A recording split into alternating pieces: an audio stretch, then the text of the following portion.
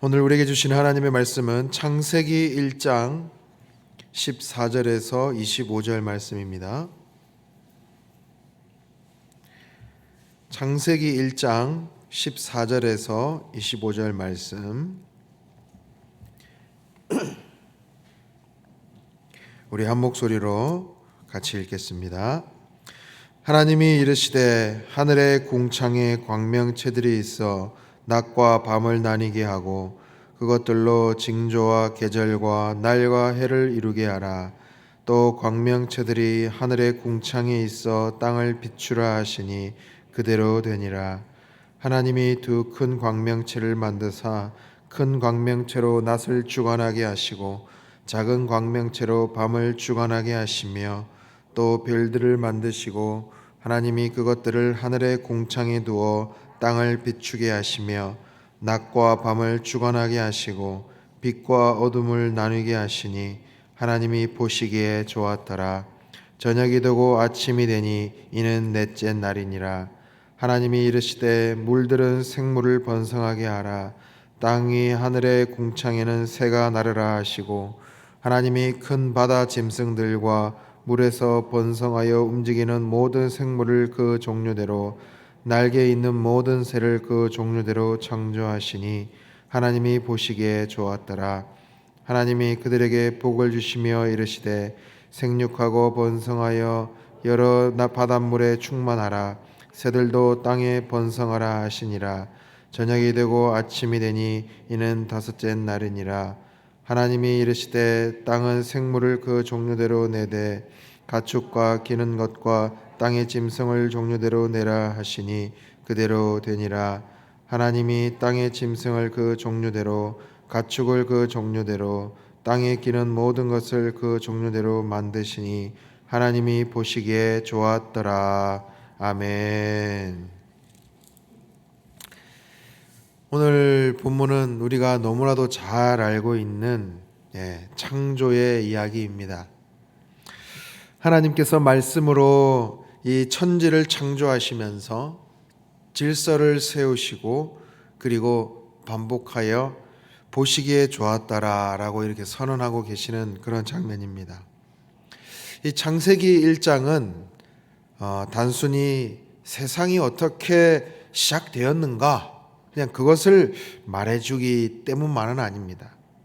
창세기 1장은 누가 과연 참된 하나님이신가, 누가 우리가 분명하게 섬겨야 할 분이 누구신가, 어떤 존재이신가를 가르쳐주는 그런 말씀입니다. 당시 그 고대 근동 사회에서는 해와 달과 별, 그러니까 1월 성신을 숭배의 대상으로 삼았습니다. 그래서 아브라함의 고향인 그 메소포타미아 문명, 그 수메르 그 우르 지역에는요, 그 고고학자들이 보면 1월 성신 그 숭배의 흔적들이 발견되었다고 합니다. 그리고 그 당시에는 바다의 거대한 생물 또는 땅의 그런 맹수들을 두려움의 대상으로 삼고 그들을 또 숭배의 대상으로 삼았다라는 것입니다. 그런데 오늘 이 말씀에서 분명히 선언하고 계시는 겁니다. 해와 달과 별도, 바다의 어떤 거대한 생물도, 땅의 어떤 그 능력 있는 어떤 맹수도 다 하나님의 피조물일 뿐이다. 그것을 이야기하고 있는 것입니다. 바로 이것이 창세기의 신앙의 고백이고 우리가 다시 붙들어야 되는 그런 하나님의 진리의 말씀이다라는 겁니다. 하나님께서는 이 창조의 내용을 보면 창조의 첫 사흘 동안은 혼돈을 몰아내시는 그 사역을 하셨어요. 그리고 공간을 정돈하고 계셨습니다. 빛과 어둠, 하늘과 바다, 땅, 그 식물을 구분하시면서 생명이 살 수 있는 환경을 조성하고 계셨습니다.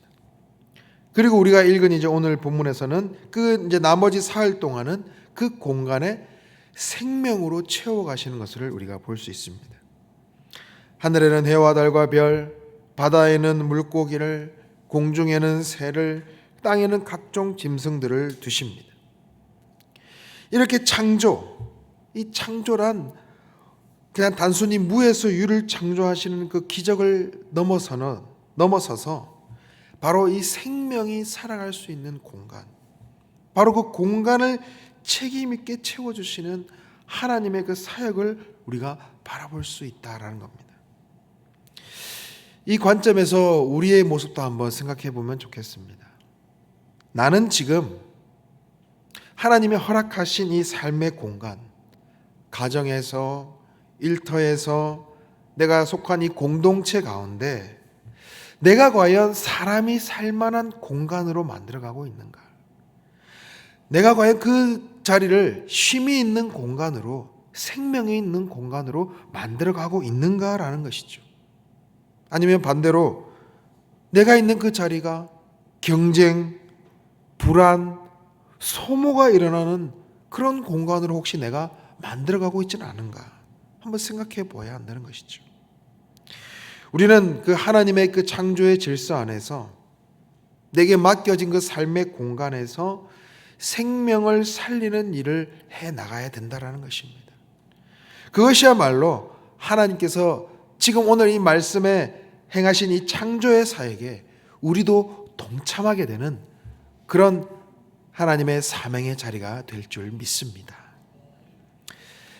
자, 그리고 오늘 이렇게 우리가 창조의 과정을 이렇게 살펴보면요, 그냥 우리가 한번 생각해 보면 하나님이 충분히 그냥 한마디로 그냥 끝내실 수도 있는 창조였어요.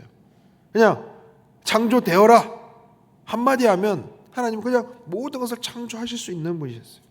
그런데 단번에 그냥 창조를 말 한마디 탁 이걸로 끝내지 않으시고 왜 시간을 두고 하루하루 이렇게 창조를 섬세하게 만들어 가셨을까요? 바로 하나님은 질서의 하나님이시고 매우 섬세하시고 하나님이 우리를 그만큼 사랑하신다는 것을 우리는 다시 한번 깨닫게 되는 거예요. 하나님께서 이 세상을 그냥 말 한마디, 그냥 대충 그렇게 만드신 것이 아니라는 거죠. 바로 이 세상의 모든 피조물들이, 이 하나님의 창조물들이 하나님께서 소중하게 그리고 가치 있는 존재로 섬세하게 만들어 가셨다는 겁니다. 그러니까 우리가 지금 살아가는 이 세상, 그리고 이 자리에 함께한 우리 모든 성도님들, 우리 자신 한 명 한 명이 바로 하나님께서 정말 너무나도 정성을 들여서 섬세하게 그리고 정말 심혈을 기울여서 완성하신 하나님의 창조물, 하나님의 걸작품이다라는 겁니다. 그러니까 우리 자신도 그렇고 옆에 있는 형제 자매들도 그렇고 이 세상의 모든 피조물들이 너무나도 소중한 하나님의 걸작품이라는 것을 우리가 잊지 말아야 된다는 겁니다. 그러니까 이 사실을 안다 그러면 인간뿐만이 아니라 하나님이 우리에게 돌보라고 맡겨주신 이 모든 피조 세계를 향한 그 우리의 책임이, 그리고 그것을 돌보는 우리의 그 삶이 그냥 이것이 그냥 선택이 아니라 우리에겐 정말 그것을 돌보고 케어해야 할 정말 우리의 사명이고 우리가 그것을 필연적으로 이루어져 나가야 할 삶의 일이라는 것이죠. 그리고 하나님의 창조는 존재 가치를 부여하는 창조이십니다. 해는 해로서, 달은 달로서, 그리고 각종 짐승들은 짐승으로서 하나님이 의도하신 그 자리에 그것들이 있을 때 가장 빛난다라는 것이죠.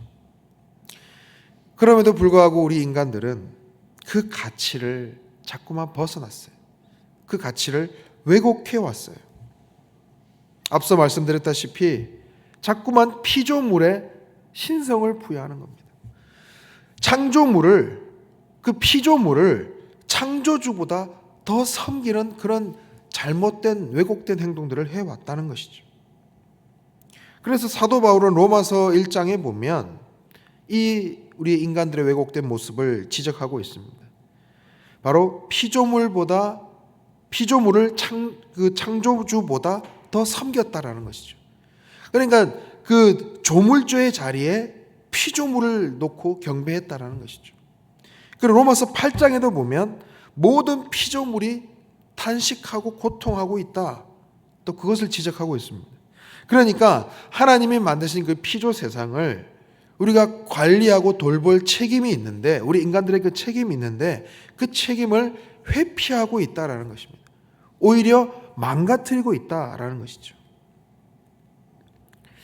오늘날 우리도 마찬가지 아니겠습니까? 우리가 지금 해와 달을 섬기고 있지는 않지만 여전히 우리는 돈, 물질, 성공, 권력, 내 어떤 쾌락, 이런 것들이 우리의 삶의 주인처럼 자리 잡고 있지는 않습니까? 피조물이 주인이 되는 순간 그 삶의 질서를 잃어버리고 인간도 그 피조물과 함께 무너져 버리게 되는 것입니다.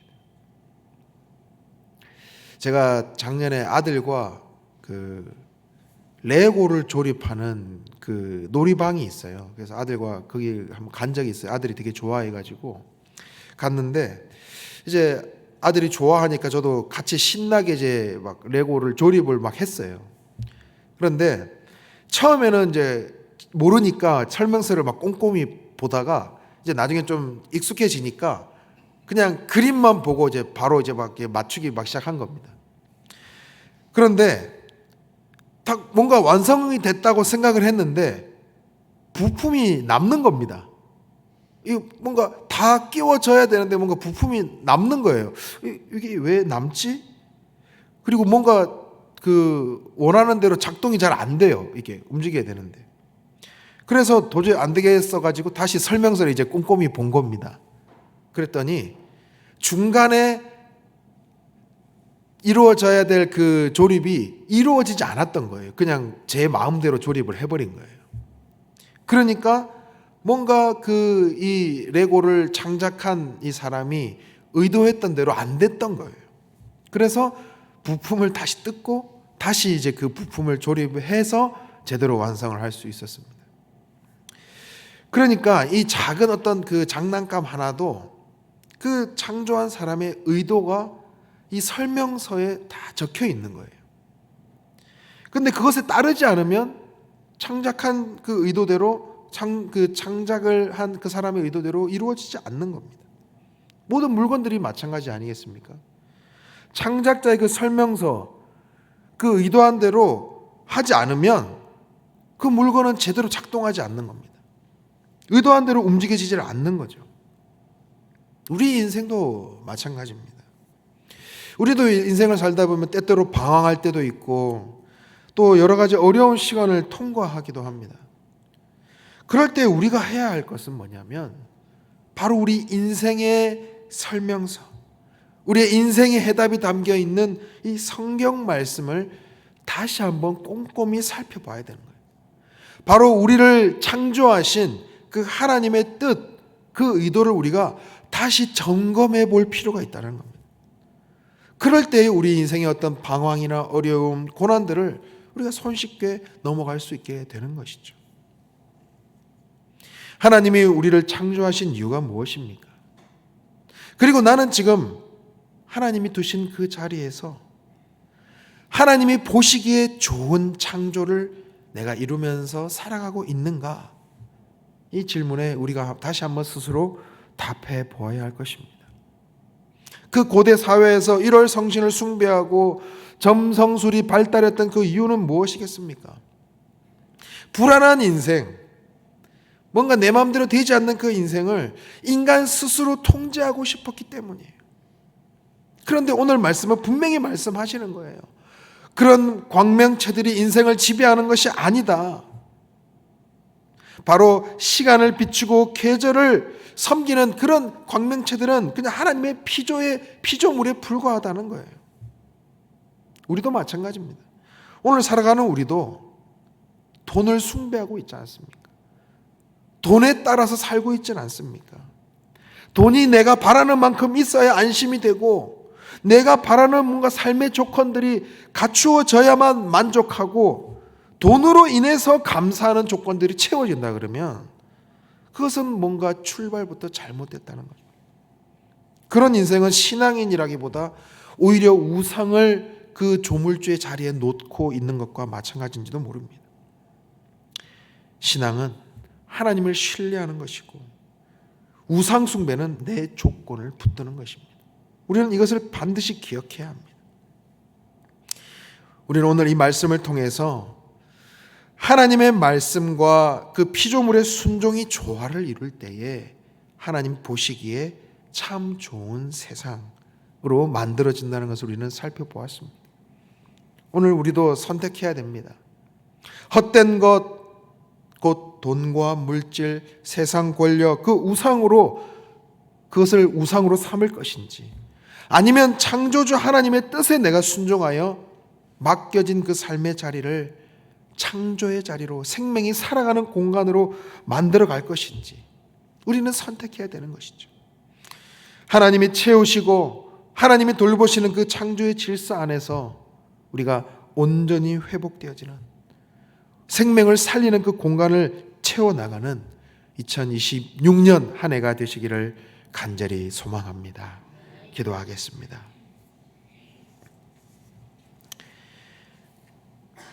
공허한 세상을 생명으로 채우시는 창조주 하나님 아버지, 2026년의 시작 가운데 저희의 심령에 말씀하여 주시니 감사합니다. 해와 달과 별, 바다의 생물과 공중의 새와 땅의 모든 짐승이 하나님의 명령에 순종하여 자신의 자리를 지키는 것처럼 우리도 창조주 되신 하나님의 뜻 안에 겸손히 서게 하여 주시옵소서. 주님, 우리의 모습 가운데 물질을 하나님보다 더 의지하며 살고 있는 모습이 있진 않았는지요. 우리의 삶을 돌아보며 주님 앞에 나아갑니다. 용서하여 주시옵소서. 돈과 물질과 세상의 힘이 우리의 마음의 자리를 차지하지 않도록 주님 지켜 주시옵소서. 오직 하나님만을 경외하는 참된 신앙인으로 우리의 삶의 중심을 바로 세워 주시옵소서. 하나님, 우리에게 맡겨진 가정과 일터와 교회, 그리고 이 땅을 생명이 숨쉬는 공간으로 가꾸어가는 그런 청지기의 사명을 기쁨으로 감당케 하여 주시옵소서. 각 사람을 부르신 그 자리에서 우리가 불평이 아니라 감사로, 경쟁이 아니라 돌봄으로, 소유가 아니라 섬김으로 살아가게 하시고 하나님 보시기에 참 좋았더라 하실 그 삶의 열매를 맺어가게 하여 주옵소서. 오늘 하루도 우리를 창조하시고 우리의 삶을 채우시며 돌보시는 그 하나님을 신뢰하며 살아가게 하여 주시옵소서. 우리의 참된 창조주 구원자 되시는 예수님의 이름으로 기도드립니다. 아멘. 주님께서 가르친 기도 드리겠습니다. 하늘에 계신 우리 아버지, 아버지의 이름을 거룩하게 하시며 아버지의 나라가 오게 하시며 아버지의 뜻이 하늘에서와 같이 땅에서도 이루어지게 하소서. 오늘 우리에게 일용할 양식을 주시고 우리가 우리에게 잘못한 사람을 용서하여 준 것 같이 우리 죄를 용서하여 주시고 우리를 시험에 빠지지 않게 하시고 악에서 구하소서. 나라와 권능과 영광이 영원히 아버지의 것입니다. 아멘. 우리 말씀을 기억하며 함께 기도하기 원합니다. 천지 만물을 지으신 그 창조주 하나님만을 우리의 삶의 주인으로 섬기고 경외하는 믿음을 허락하여 주옵소서. 돈과 물질, 성공, 어떤 삶의 고민들이 우리의 마음의 우상이 되지 않도록 믿음의 중심을 지키게 하여 주옵소서. 우리에게 맡겨진 가정, 일터, 교회, 이 땅을 살아가는 모든 그 삶의 공간이 생명이 살아가는 그런 생명을 창조하는 그런 자리로 하나님의 질서를 세우는, 생명을 살리는 순종의 삶이 되게 하여 주옵소서라고 함께 기도하기 원합니다. 성령으로 충만하게 하셔서 오늘도 마땅히 기도할 바를 알게 하시고 이를 통해 모든 것이 합력하여 선을 이루시는 하나님을 경험하게 하여 주시옵소서. 한국교회를 위해 기도합니다. 이 한국교회가 말씀과 기도의 능력으로 충만하게 부어주시고 어두운 세상의 영적 대안을 제시하는 빛과 소금의 역할을 감당하는 한국교회 되게 하여 주시옵소서. 북한 땅을 위해 기도합니다. 북한의 주민들이 주체사상으로 벗어나 김정은 우상체제가 무너지게 하여 주시고 복음으로 평화적인 방법으로 통일이 이루어지게 하여 주시옵소서. 나라 안팎의 여러 상황 속에서 하나님의 뜻을 발견하고 모든 위장자들에게 하나님을 경외하는 마음, 문제를 해결할 수 있는 지혜를 주시고 모든 위장자들이 당리당력에서 벗어나 서로 협력하며 백성과 나라가 잘 되는 길이 무엇인지 깊이 고민하고 실행하는 그런 나라 되게 하여 주시옵소서. 비성경적 법률이 상정되거나 제정되지 않도록 하나님 역사하여 주시옵소서라고 함께 기도하며 또 교회의 환우들을 위해서 또 이번 또 수술을 앞두고 있는 성도들 또 각 오이코스의 성도들을 위해서 또 각자의 기도의 제목으로 계속해서 기도하며 나아가겠습니다. 하나님 아버지